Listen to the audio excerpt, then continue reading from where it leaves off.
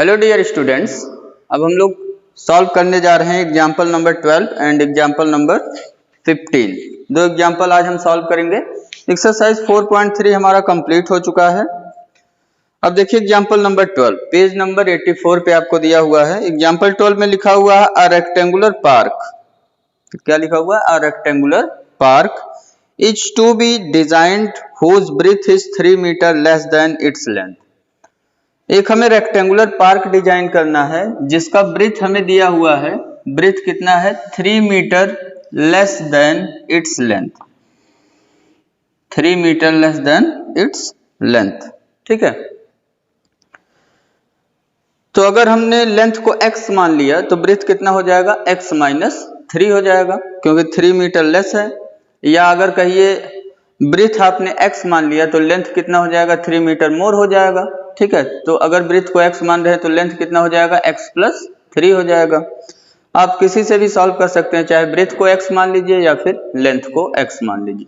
ठीक, its area is to be 4 square metre more than the area of a park. अब इसके area के बारे में बात हो रहा है। एरिया आपको दिया हुआ है रेक्टेंगुलर पार्क का, is to be 4 square metre more than. ये 4 स्क्वायर मीटर मोर है किससे? Area of a park that has already been made in the shape of an isosceles triangle with its base as the breadth of the rectangular park and of altitude 12 meter. See figure 4.3। 4.3 figure दिया हुआ, कभी कभी आपको figure भी नहीं दिया जाता। तो आपको क्या दिया हुआ है? ब्रेथ। ब्रेथ बेस है आइसोसेलेस ट्रायंगल का। इस रेक्टेंगल के ऊपर एक आइसोसेलेस ट्रायंगल बनाया गया है जिसका बेस ब्रेथ है। जिसका बेस क्या है? ब्रेथ ऑफ रेक्टेंगुलर पार्क इसका बेस है। और इसका एल्टीट्यूड आपको दिया हुआ है आइसोसेलेस ट्रायंगल का। एल्टीट्यूड हमें कितना दिया हुआ है आइसोसेलेस ट्रायंगल का? 12 मीटर। तो इसको इंडिकेट कर लीजिए आप। एल्टीट्यूड दिया हमें 12 मीटर। तो हमें बताना है find its length and breadth. ठीक है, लेंथ और ब्रेथ हमें बताना है। लेंथ ब्रेथ निकालने के लिए हम लोग लेट कर लेंगे रेक्टेंगुलर पार्क का लेंथ या ब्रेथ, कोई भी एक आप लेट कर लीजिए। तो जो पहला सेंटेंस दिया हुआ उसमें दिया है breadth is 3 metre less than its length. Breadth 3 metre less है लेंथ से, तो हम लेट कर ले रहे हैं यहाँ पे length of rectangular park. Length of rectangular park इतना, इसको हमने कितना मान लिया? x metre. ये हम सॉल्व कर रहे हैं एग्जाम्पल नंबर 12। लेंथ को मान लिया तो ब्रेथ कितना हो गया? निकाल लीजिए अब आप। Breadth of rectangular park equal to हो जाएगा 3 मीटर लेस है लेंथ से, तो x माइनस 3 मीटर हो गया ये। ठीक है, दो चीजें निकल गया। अब आपको रिलेशन दिया हुआ है एरिया में। किसमें रिलेशन दिया हुआ है? एरिया में रिलेशन दिया हुआ। क्या रिलेशन है? देखिए लिखा हुआ है area of rectangular park is 4 square meter more than the area of park that has been already made in the shape of an isosceles triangle। Isosceles triangle का जो एरिया है उससे कितना मोर है? इस रेक्टेंगुलर पार्क का एरिया 4 स्क्वायर मीटर। तो according to question हमें क्या दिया हुआ है? एरिया ऑफ रेक्टेंगुलर पार्क,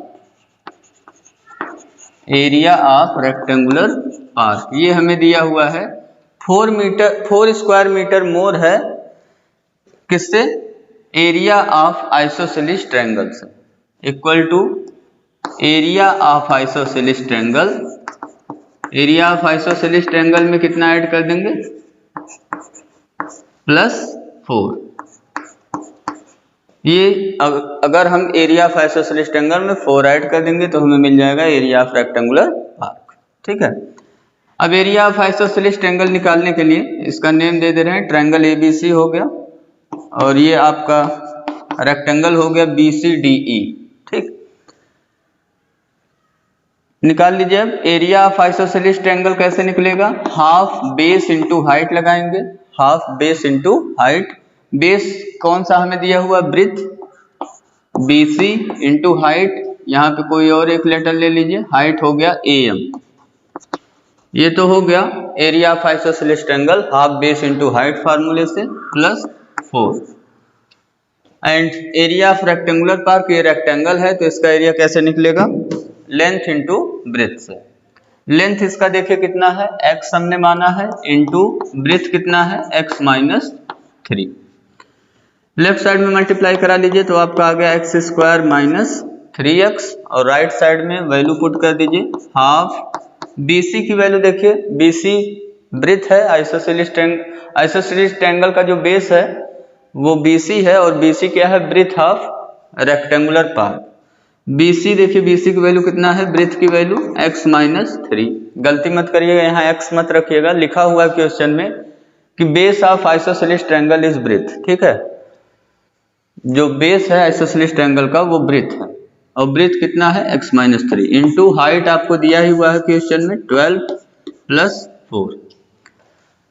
12 से ये 2 कैंसिल कर देगा, 12 को कितना आ गया 6, तो आपका आ गया लेफ्ट साइड में x square minus 3x, right side में हो गया 6 से इन साइड मल्टीप्लाई करा देंगे ब्रैकेट में, 6x माइनस 18 प्लस 4। सभी टर्म को लेफ्ट में ट्रांसपोज कर ले रहे हैं, x square minus 3x, 6x left में गया माइनस 6x, और माइनस 18 प्लस 4 करेंगे तो ये हो गया है माइनस 14, माइनस 14 लेफ्ट में ट्रांसपोज हुआ तो प्लस 14 हो गया इक्वल टू 0। ये आपका आ गया x square minus 9x plus 14 equal to 0। इसको फैक्टराइज करके या फिर क्वाड्रेटिक फार्मूला यूज करके आप सॉल्व कर लीजिए। तो मैं इसको फैक्टराइज करके सॉल्व कर रहा हूँ। 14 मल्टीप्लाई करने पे कितना आना चाहिए, 14, और ऐड करने पे कितना आना चाहिए, minus 9।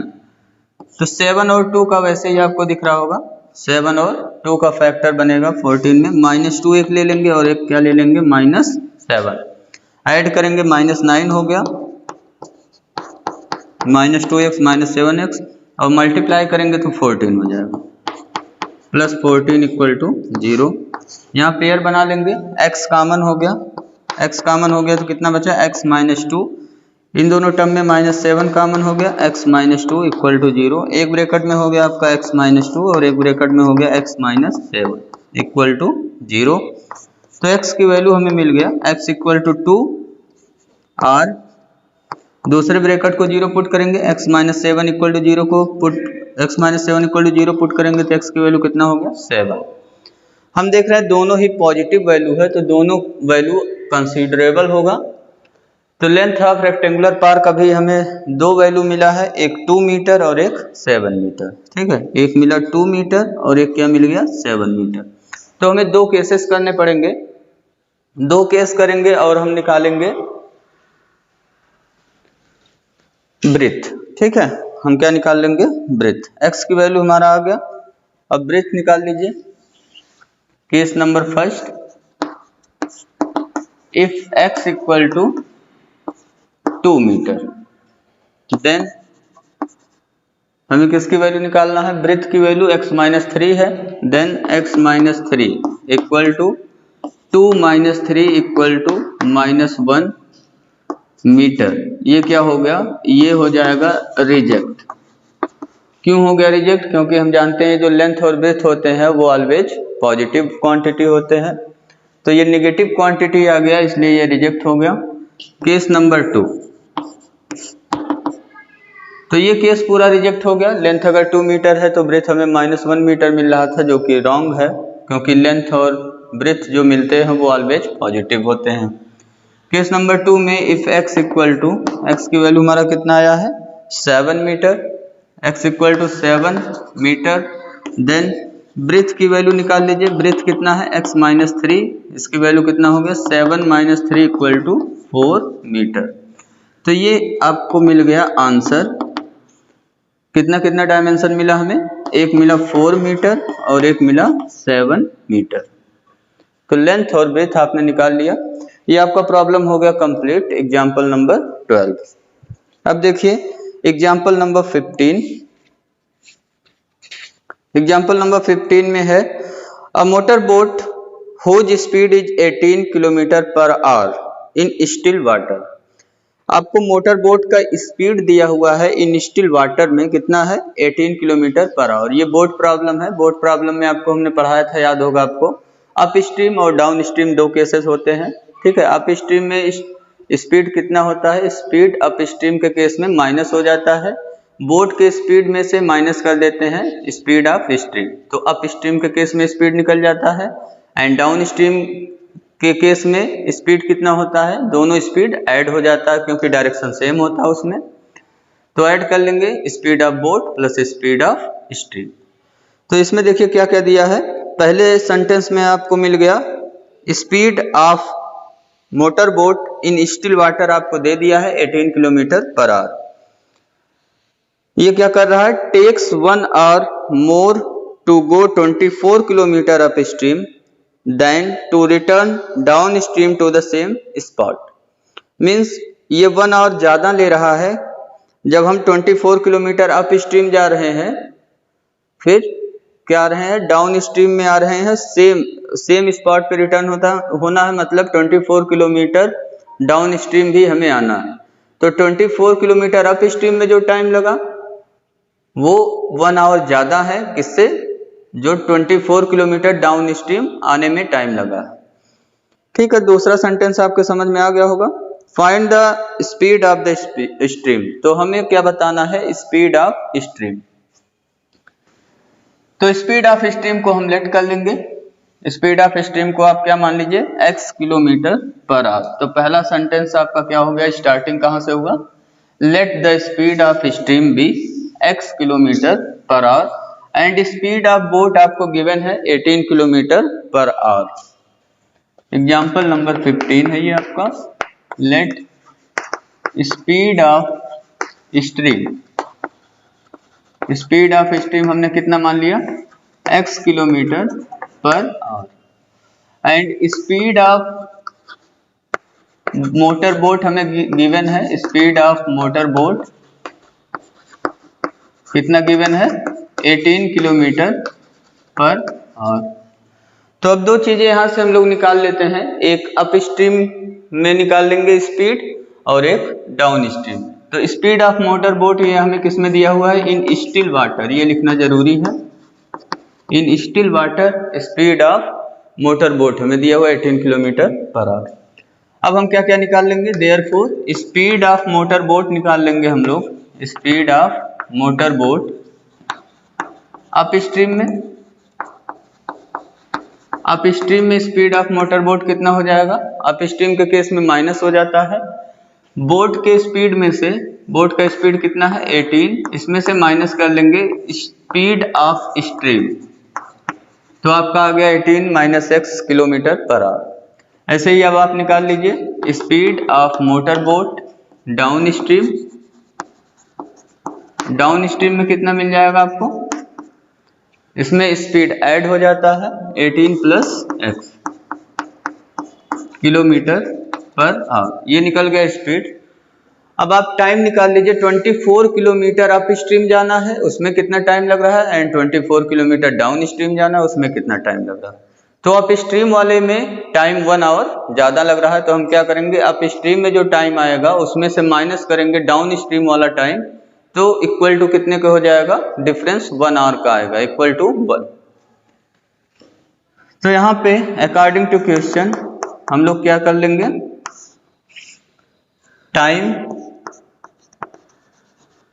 Taken in up stream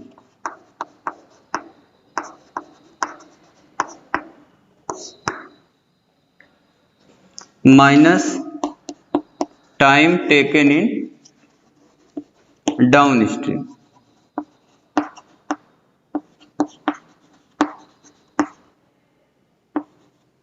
equal to कितना आ रहा है, डिफरेंस 1 आवर।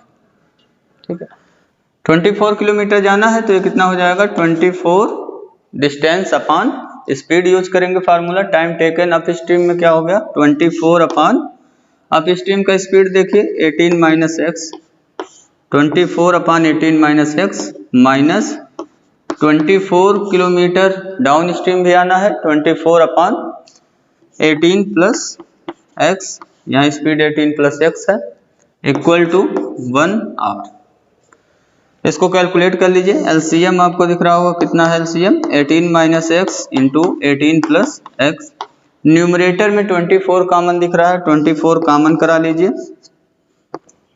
यहाँ न्यूमरेटर में पहले टर्म के न्यूमरेटर में किससे मल्टीप्लाई होगा, 18 प्लस एक्स से, देन माइनस साइन लगा लेंगे, स्मॉल ब्रैकेट यूज कर लीजिए। सेकंड टर्म के न्यूमरेटर में किससे मल्टीप्लाई होगा, 18 माइनस एक्स से, इक्वल टू 1। ठीक है, अब ये जब ब्रैकेट ओपन होगा तो 18 से 18 कैंसिल आउट हो जाएगा, माइनस एक्स, ये माइनस और माइनस एक्स क्या हो गया, प्लस एक्स, तो x प्लस एक्स कितना हो गया, 2x। ये आपका आ गया numerator 24 into 2x divide by, ये देखिए a minus b, a plus b, ये फार्मूला बना हुआ है a square minus b square का, तो फार्मूले से ओपन कर लीजिए या तो मल्टीप्लाई करिए, फार्मूले से ही इसको ओपन करिए। ए स्क्वायर माइनस बी स्क्वायर का फार्मूला है 18 स्क्वायर माइनस एक्स स्क्वायर हो गया यहाँ पे, इक्वल टू 1। क्रॉस मल्टीप्लाई कर देंगे अब इसको, 1 मीन्स 1/1। ठीक है, क्रॉस मल्टीप्लाई करेंगे तो कितना होगा, 24 इंटू 2 इक्वल टू 48x, और राइट में कितना आपका आ गया, 18 का स्क्वायर कितना होता है, 324 minus x square. X square को लेफ्ट में ट्रांसपोज कर लीजिए, कांस्टेंट टर्म को भी लेफ्ट में ट्रांसपोज कर लेते, आपका आ गया एक्स स्क्वायर माइनस नहीं प्लस 48x, और 324 लेफ्ट में ट्रांसपोज हुआ, माइनस 324 हो गया, इक्वल टू 0। अब इसको हम फैक्टराइज कर लेंगे, और फैक्टराइज करके x की वैल्यू निकाल लेंगे। दो तरीका है, या तो आप इसको जो है क्वाड्रेटिक फार्मूले से निकालिए। अब ये थोड़ा सा आपके लिए हो सकता है टफ फैक्टराइजेशन हो, तो इसको थोड़ा ध्यान करिए, यहाँ पे आपको टाइम ज़्यादा लग सकता है।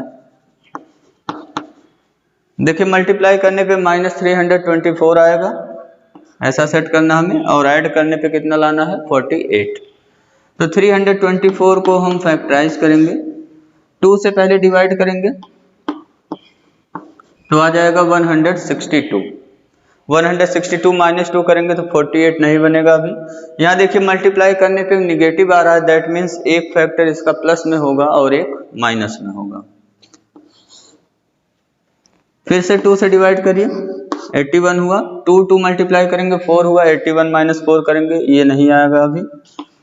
3 से डिवाइड करिए, 27 हुआ। अब देखिए 3, 2 और 2 मल्टीप्लाई करिए तो कितना हो गया, 12, और ये हो गया आपका 27। 27 और 12 माइनस करने पे तो नहीं आएगा 48, और दोनों प्लस में हमें लेना नहीं है, या फिर दोनों माइनस में भी नहीं लेना, क्योंकि मल्टीप्लाई में निगेटिव आना चाहिए, तो एक प्लस में बनेगा एक माइनस में। 27 को 2 से मल्टीप्लाई करिए, देखिए कितना हो गया 54, और 3 और 2 मल्टीप्लाई करिए कितना हो गया 6, तो 54 माइनस 6 करेंगे तो हमें 48 मिल जाएगा। ठीक है, तो एक हमें कितना मिल गया 54 का, 27 इंटू 2 किया 54, और 3 इंटू 2 कर लिया 6, 54 माइनस 6। आपका factorisation complete, x square plus 54x minus 6x minus 324 equal to 0। Pair बना दीजिए, x कॉमन हो गया, पहले टर्म में हो गया x प्लस 54 माइनस दूसरे में 6 कॉमन हुआ, x प्लस 54 इक्वल टू 0। तो पहले ब्रैकेट में आपका आ गया x प्लस 54, और दूसरे में आपका आ गया x minus 6 equal to 0। x की वैल्यू कितना मिल गया, पहले ब्रैकेट को 0 पुट करिए, x प्लस 54 इक्वल टू 0, और दूसरे ब्रैकेट को 0 पुट करिए, x minus 6 equal to 0। x की वैल्यू हमें मिल गया माइनस 54, और दूसरे से x की वैल्यू कितना मिल गया, x की वैल्यू मिल गया आपको 6। तो निगेटिव वाला जो वैल्यू मिल रहा है, हम जानते हैं ये स्पीड है, तो स्पीड ऑलवेज पॉजिटिव होगा, निगेटिव होगा नहीं। तो ये जो होगा माइनस 54, इसको हम क्या कर देंगे, रिजेक्ट। हमारा आंसर कितना आ गया, देयरफॉर आंसर लिख लेंगे लास्ट में, देयरफॉर x की वैल्यू हमें कितना मिल गया, 6 किलोमीटर पर आवर। स्ट्रीम का जो स्पीड मिला हमें वो कितना मिल गया, 6 किलोमीटर पर आवर। तो इसी के साथ एक्सरसाइज 4.3 हमारा कंप्लीट हो गया विद एग्जांपल्स। अब हम नेक्स्ट टॉपिक में डिस्कस करेंगे डिस्क्रिमिनेंट के बारे में एंड डिस्कस करेंगे nature of roots of a quadratic equation, बहुत ही इंपॉर्टेंट चीज है वो। एंड देन हम लोग एक्सरसाइज 4.4 सॉल्व करेंगे। Thank you, have a nice day.